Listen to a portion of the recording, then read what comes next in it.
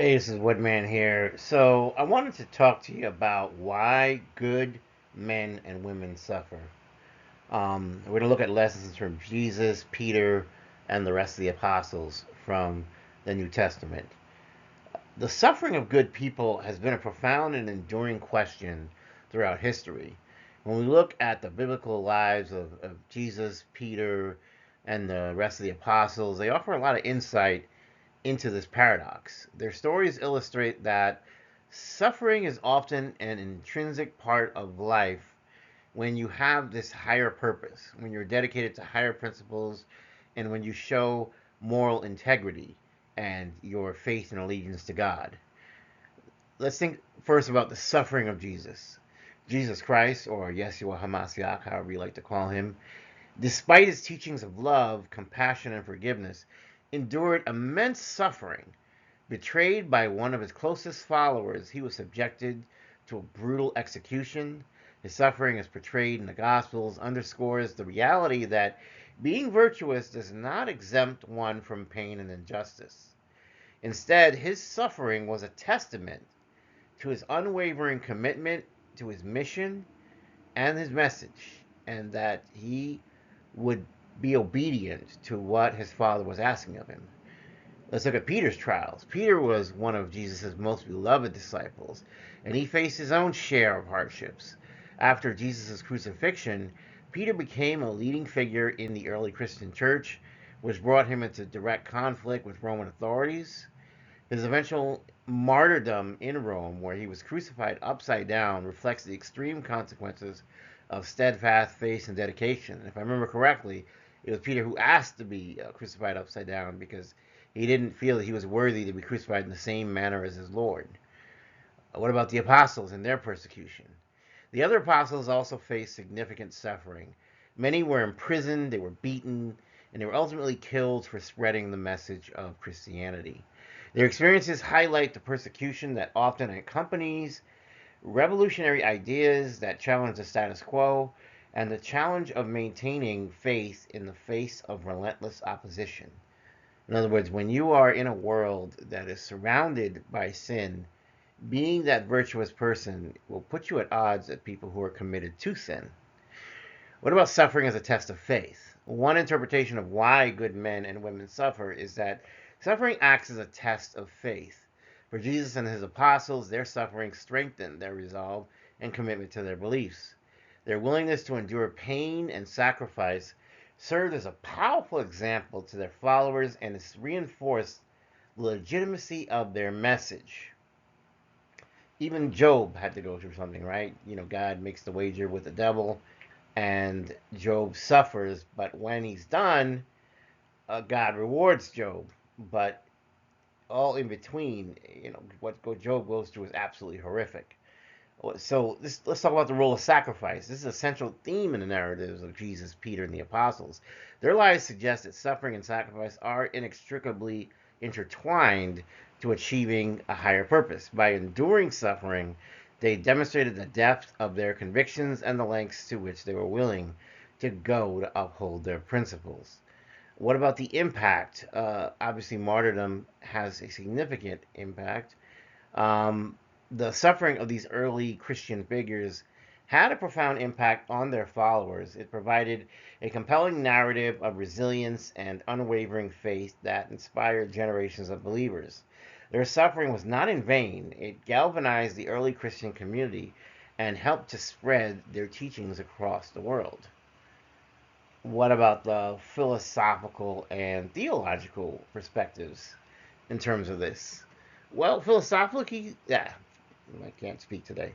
Philosophically speaking, the suffering of good people can be seen as a challenge to the notion of a just world. Theologically, it is often interpreted as a part of a divine plan. In Christian theology, the suffering of Jesus was often viewed as necessary for the redemption of humanity. Similarly, the apostles' suffering is seen as a continuation of Jesus' mission.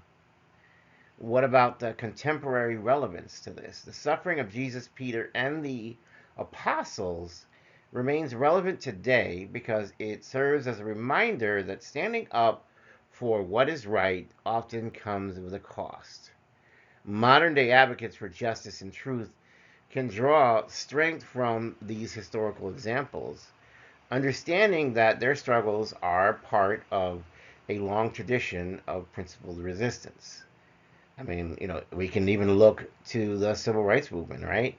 When you look at figures like Malcolm X or Martin Luther King Jr., these individuals were very revolutionary, but they paid a price. Both Malcolm X and Martin Luther King Jr. were assassinated. Martin Luther King Jr., was he promoted nonviolence, and yet he was still cut down by violence, which was extremely tragic. And obviously, it also drew the attention of the FBI through J. Edgar Hoover, who kind of conspired to weaken these figures, to turn people against one another, and to try to destroy these movements from within. So when you think about the suffering of, say, like Jesus and Peter and the apostles, you see that suffering is an integral part of the human experience, especially for those committed to higher ideals. The stories teach us that suffering can serve a greater purpose, reinforcing faith, inspiring others, and catalyzing change.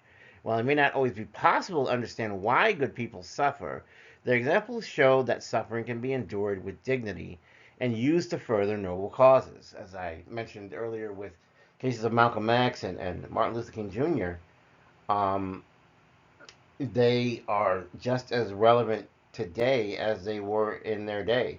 Martin Luther King Jr., in fact, more so because people look at him now as this great man that is to be studied and that his words were extremely wise. But at the time, most of people in white America actually were extremely against the things he was saying. They completely opposed him because they were committed more to segregation. They were committed more to the idea that equality that they advocated for just didn't exist, and Malcolm X even more so, right? Because Malcolm X was viewed as not being nonviolent as Martin Luther King was, but in fact he was extremely militant. While later in his life he did try to bridge more gaps between him and other communities. Nonetheless, he was still viewed as very dangerous, and eventually he was set up and cut down. Again, a lot of this coming from the FBI through programs like COINTELPRO, where they sent people in to study these movements and to figure out the weaknesses and to best figure out a strategy on how to destabilize all of it. And we wouldn't even know this at the time, but we knew this years later because over time, a lot of these records became declassified.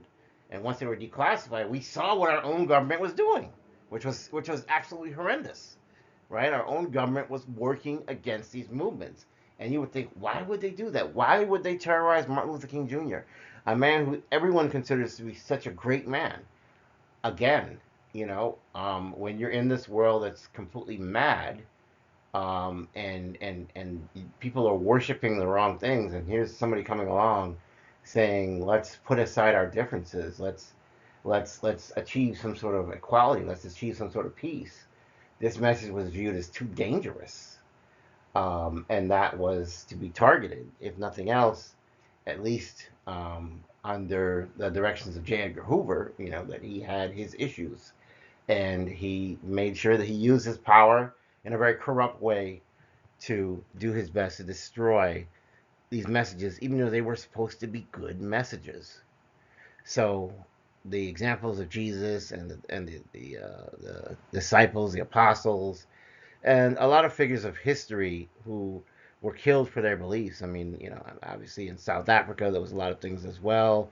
Have people like Stephen Biko. You see it time and time again that these people who are advocating for good things often are viewed as the enemy and they are destroyed. Even Nelson Mandela, even though he wasn't killed, he spent years in prison for his beliefs. I'm sure that wasn't fun. I'm sure that was not a day in the park. It wasn't a picnic, right? he had to lose a good part of his freedom to keep advocating for equality and freedom. And when you think about that, that's just simply mind numbing. But that's exactly what happens. That's exactly what goes on. So if you're in a place in life where you are committed to principles of good and morality and you see yourself suffering, you're probably doing something right. I'm not saying that there aren't some people who are fortunate enough to have a great existence, but sometimes you have to ask yourself questions of how did they get that great existence. They may come to you and say, I'm the most righteous person in the world, but are they really? Something to be thought about. I hope you enjoyed this message. If you're new here, welcome. This is a safe space. If you're returning, I thank you for your support. You make this channel possible. I love you. I love you. I love you. Until the next message, have a great day. Bye.